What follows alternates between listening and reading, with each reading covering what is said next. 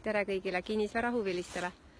Tahan teile täna tutvustada ühte maja, mis tuleb müüki Tiskres ja on esimene rida merest. Maja arhitekt on Eero Palm ja sisekujunduse on teinud Pille Lausmäe.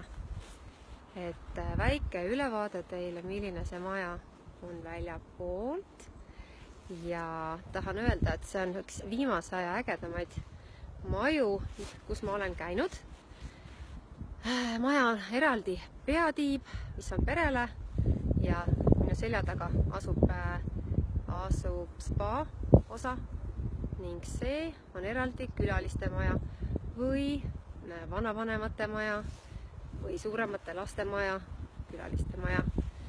Krunt on hästi suur ja krundist osa on võimalik ka eraldada ning eraldi maha müüa, millega saate valida endale siis toredad naabrid või arendada ise välja ja maha müüa näiteks. Aga varsti kogu info minu kodulehelt lingiga.